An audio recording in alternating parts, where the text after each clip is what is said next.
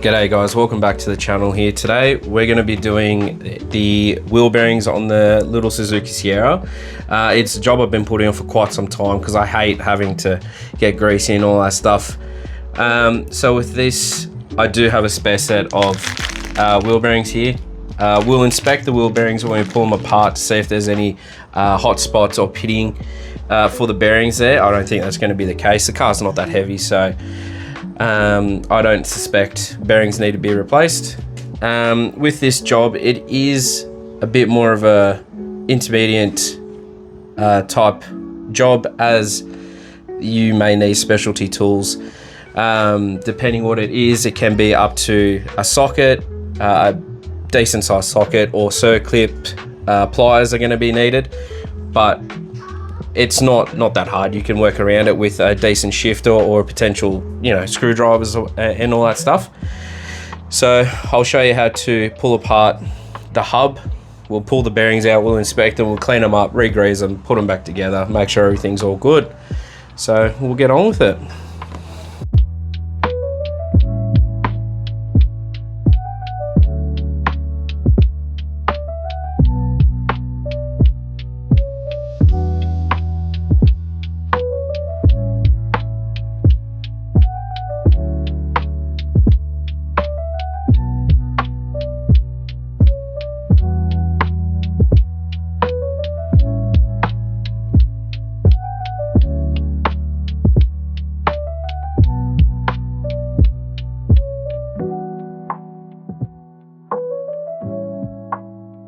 Come here. See this? The trigger? Turns the gun on. Put it on the nut. There you go, pull the trigger. That's it, good job. Next one.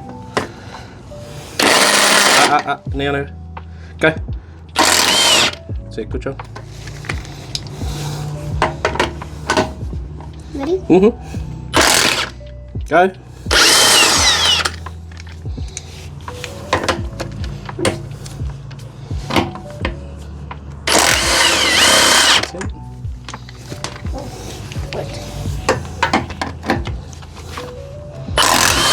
That's it, good job. Like that. So we've got the wheel off there. So here's the locking hub here. So we've got 10 mils here. We've got 12 mils here. That'll take off that front section there. We'll take the caliper off. So there's two bolts there. One there, one there. Well, they're for the slides actually. So back there. Oh. So we'll take those bigger ones off down the bottom there, take the caliper off, we'll take the disc out, and then we'll start taking all this stuff off. Let's get it.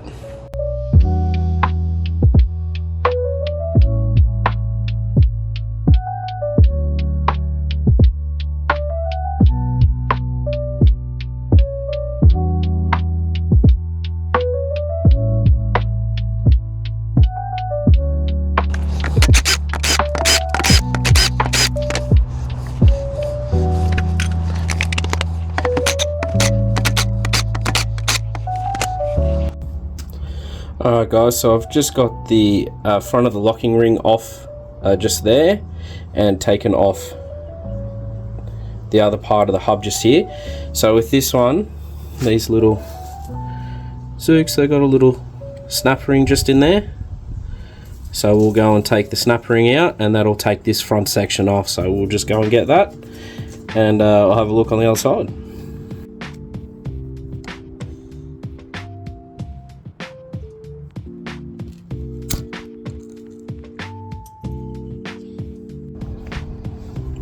Alright guys, as you would have seen in the previous clip just there, the snap ring that was holding on the front half of the hub. So this is the back half of the hub, where it'll have the nut, the locking tabs just up there. So we'll loosen off them, knock those tabs back, undo it all, and that'll take the rest of the hub off there. So we'll do all that, and we'll see you on the other side of that. Let's get it.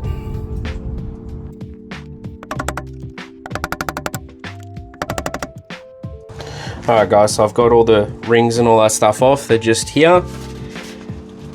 and I've just got the front bearing off just there. I am using one of these big hex sockets. It is a inch drive, that's the size there for you. So with the seal on the back of the hub here, you can use like a pry bar or a screwdriver to pull them out, and depending if you want to be a bit tight, you can leave a nut on the front and then you can just pull it and knock it so the bearing comes off the back with the seal there. So I'll do a quick video on that one, and I'll show you what I'm talking about. Alright, so that's me taking off the seal there as I was talking about. It's another easy way that you can do by popping it off. So there's the front of the nut just there, and the bearing and all that stuff there. So we'll go and clean this all up, we'll assess what's going on, and then we'll go from there.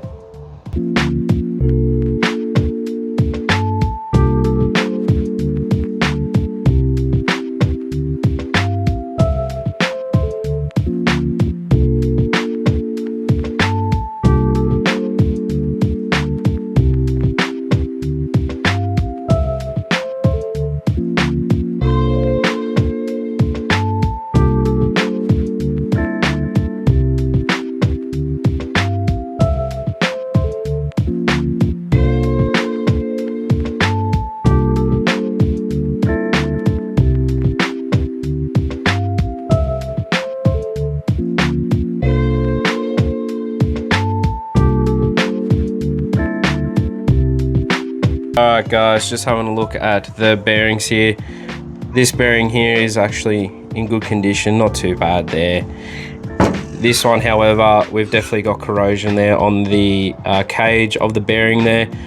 So this will be obviously a lead to water going into the hub at some point and just sitting on the bearing there.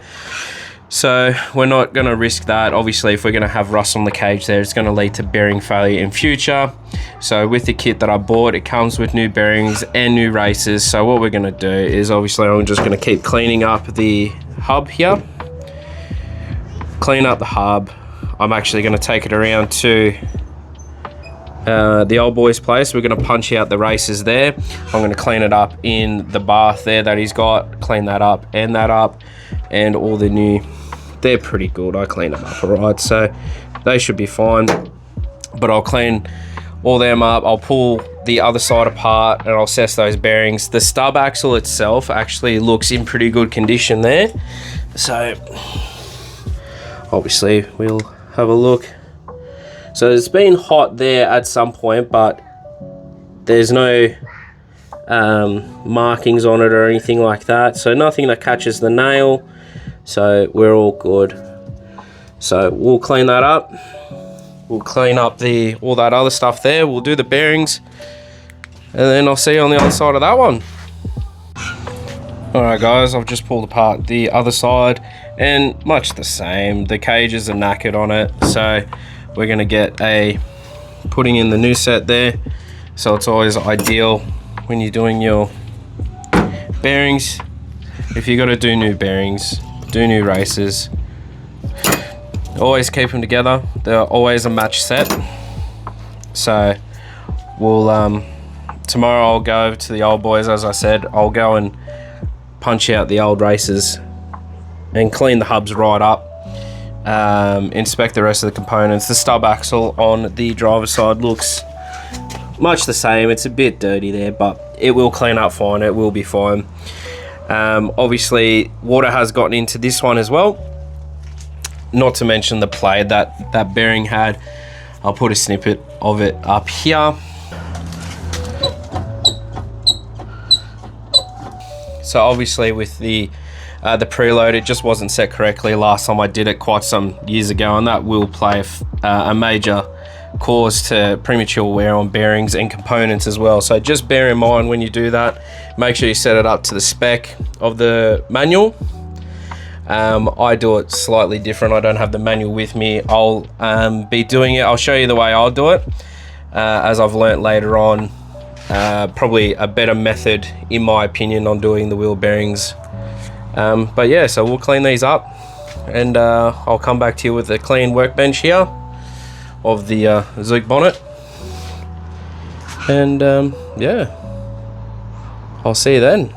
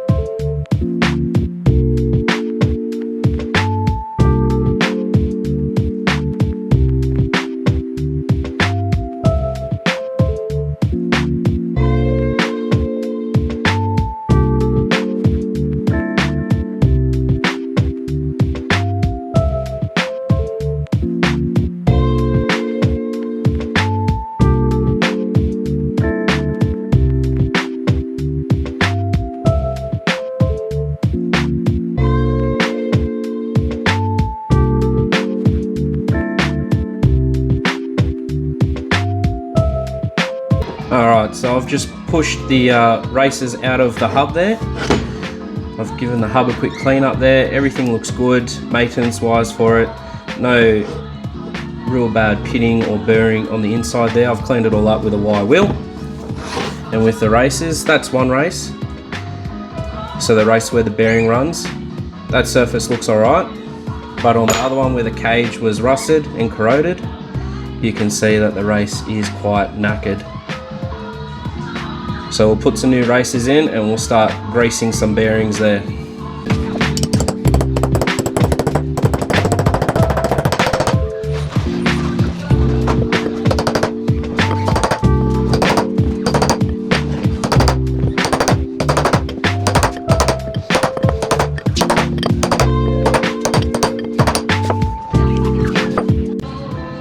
Alright, when you go to hit the new racers in, make sure you have the appropriate tool.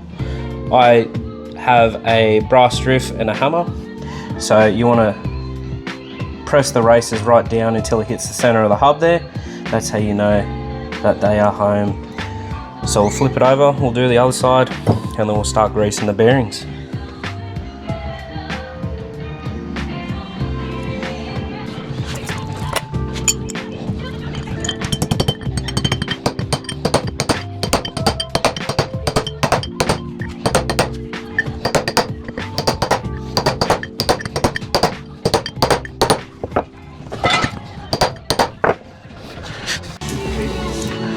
Alright guys, so here's what we're going to do with the wheel bearings. We've got some high temperature wheel bearing grease there, and we're going to pack the brand new bearings. So the idea is get some on your palm, wear some gloves, whatever you want to do, and just lather it in.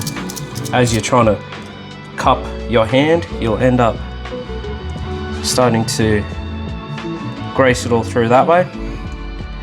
So that'll make sure that the bearing's properly packed. So keep doing that and it will pack it all through nicely.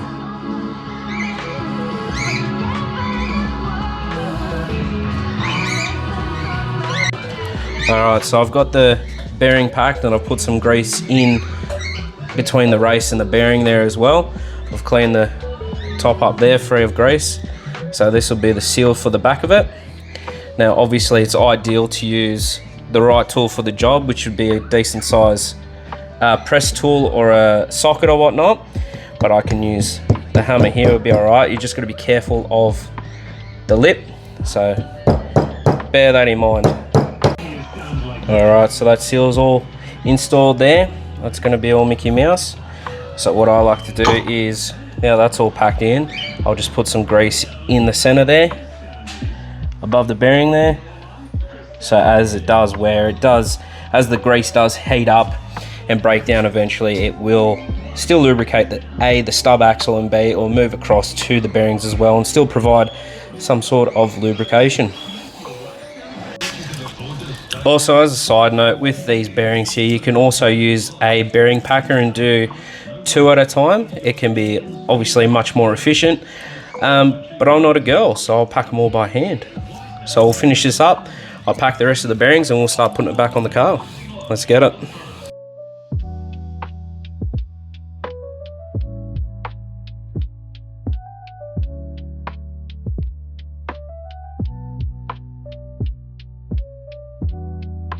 Just a side note, with the bearings here, they have matched races, so they are a match set. So I've identified as mine as inners and outers, so make sure you keep the races to the right bearings.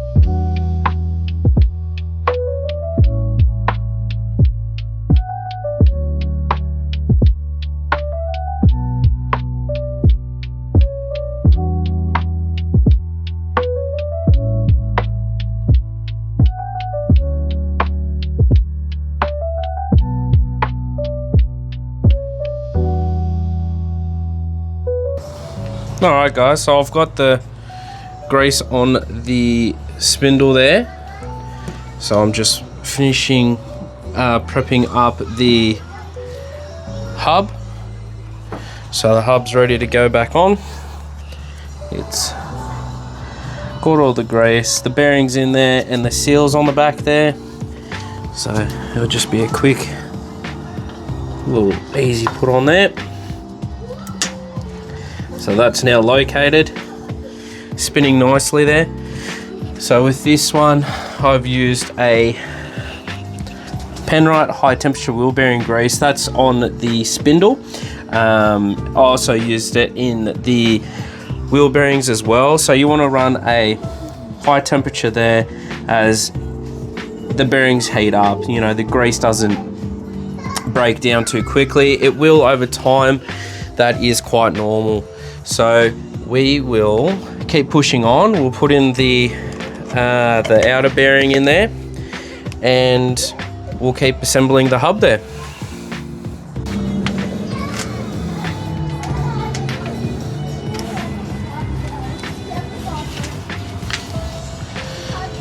So that's that bearing in, and then this uses a little locating ring. As you can tell by the wear, that faces the outside towards the hub for the nut, and that faces onto the bearing. So there's actually a little locating pin just here, so we'll face it that way, and it'll push on the bearing there, and then we'll go and stick the first of the 2 nuts. So this will be setting our preload on the wheel bearing there. So we'll tighten this up.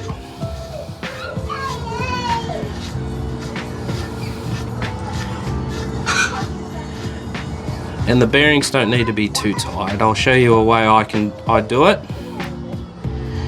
So after you've done that, give it a spin it all through. That'll just get all the grease moving there for you. Alright guys, so I've just put the locking ring back in and I've put the wheel on. So I don't know if you can see, there's a little bit of play there. So I've just tightened the wheel. So you spin it up, make sure it's all good, all the grease has moved through, and then you want to check for play. play.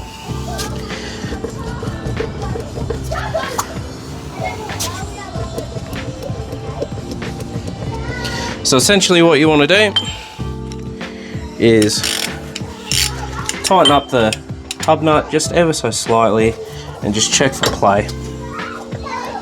And then once there's enough of the play gone, we know the bearings are set and our preload has been reached.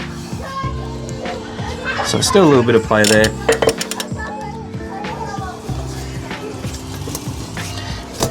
It's always a good idea just to spin the wheel through, make sure it's doing what it's meant to be doing, not binding up or anything.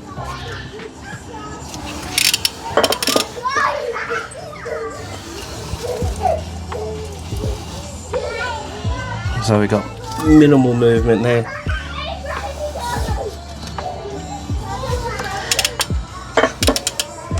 It's always a good way to just double check, obviously after you've done your bearings as well.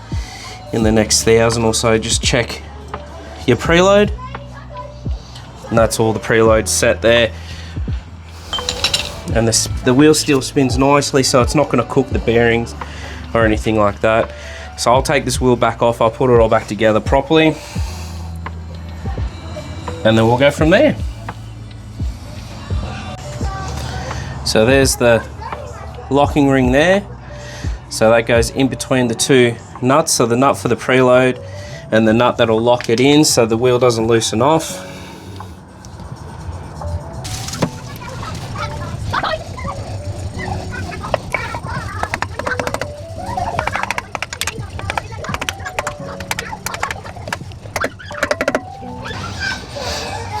Alright, and here's our final nut for it. So that'll just go straight on as well.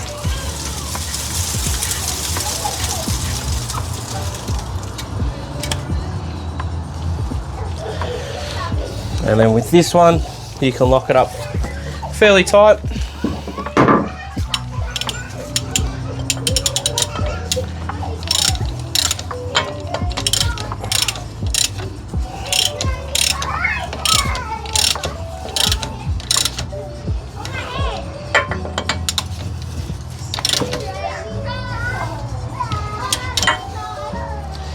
Alright, that's now done. So, no play, and that still turns nice. So I'll clean all this surface up, make sure it's all good, and we'll keep going with the rest of the hub.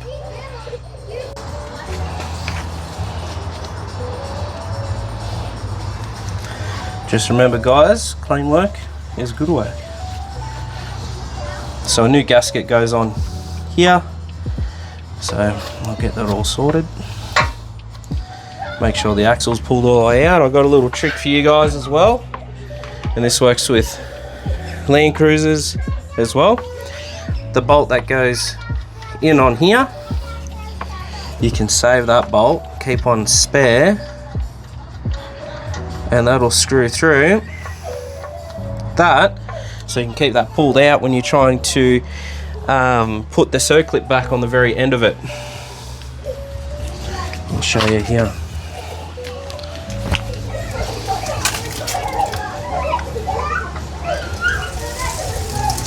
So as you go to put that on, 9 times out of 10 you end up pulling the bolt back through.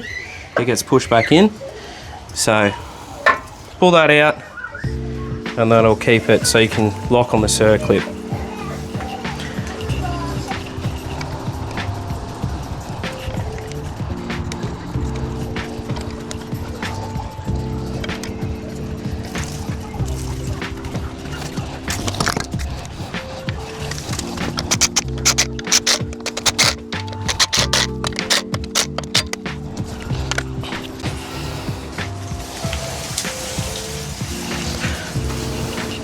So this is the circlip for the axle there, just at the end there. It's a bit hard to get a good camera angle on it because it's at a funny height.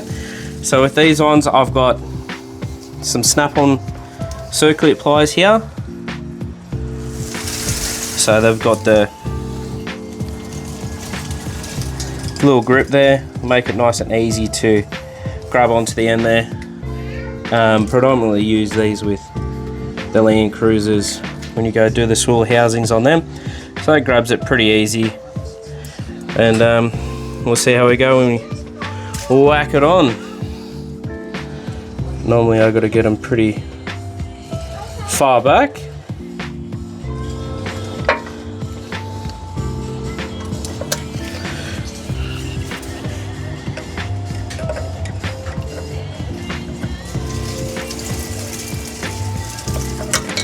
Yeah.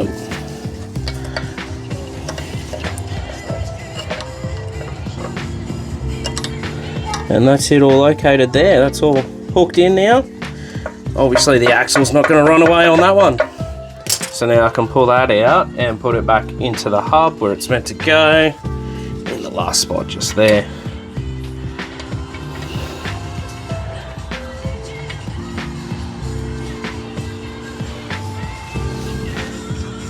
So the torque specs on these are about that, and some more. So here's our locking hub part. Do yourself a favour, do not twist these because they're a pain to try and get back in. Ask me how I know. Yes, I have done it when I was an apprentice. So put the seal back on. So then we line this up right in there. It'll only go in one way, so there we go. So then we'll whack in the 10 mils, and then I can put the caliper back on, and then that's the driver side completed.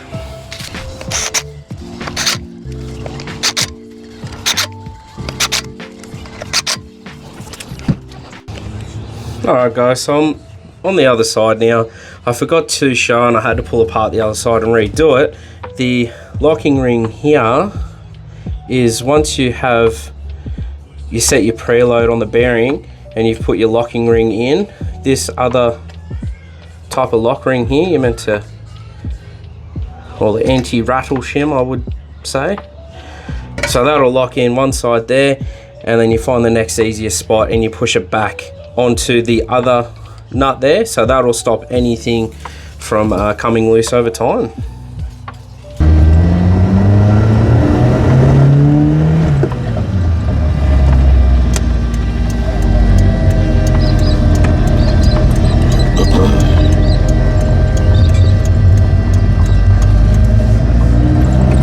Alright guys, finished up doing the wheel bearings on the Zook.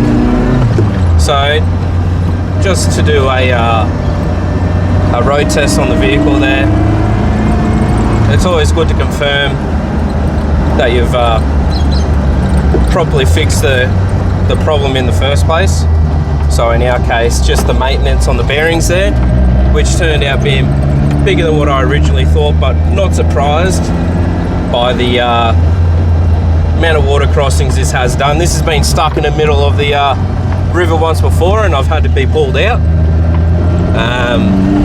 You know, the maintenance on the bearings, they definitely should be done quite often. It's been at least 5 years since I've done these, and it obviously shows in the condition of the bearings.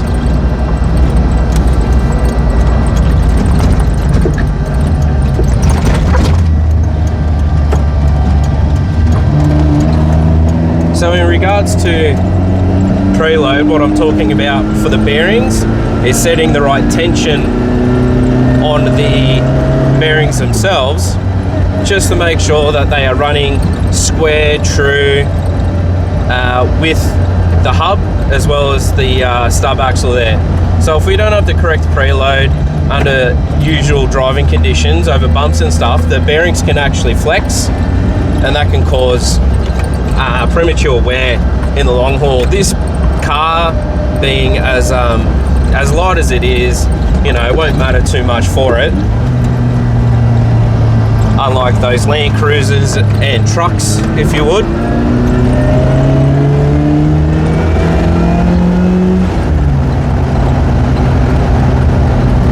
And you know, with the later vehicles as well, we're starting to step into sealed bearings, so they're no longer a tapered roller bearing like what these are in the Sierra, as well as many other four-wheel drives.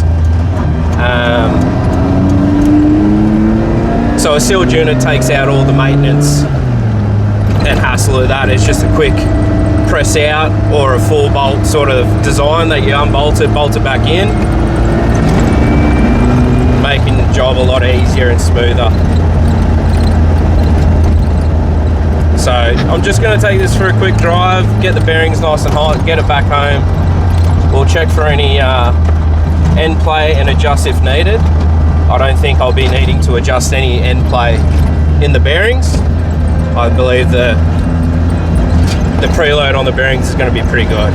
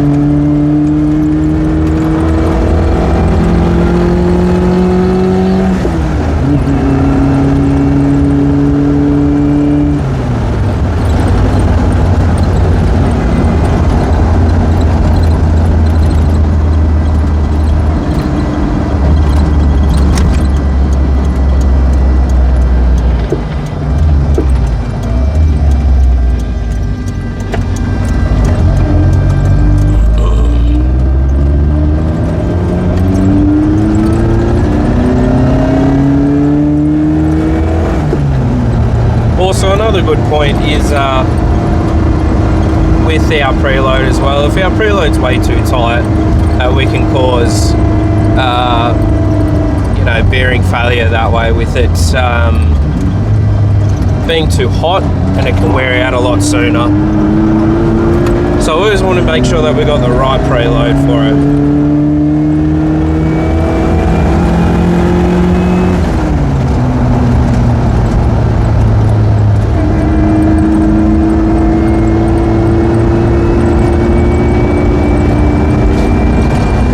I've just finished taking the car for the drive. Checked the free play on the Zerk. Everything's all good. I've felt the temperature in the hub as well, so they're not over adjusted. The preload's quite good on it, so no free play, and it's not over tight. So our complaint course correction, everything's all good. We've inspected our bearings, found they were toast. We fitted new bearings. We've cleaned everything up, inspected everything, done all that. So that's realistically how you're supposed to replace your bearings and your maintenance wise and all that. That'll probably wrap it up for the Sierra for now. I don't have much else to do on it. I still do have the little 121 kicking around. Just chuck a comment what you'd want to see next in regards to the Sierra or the little 121.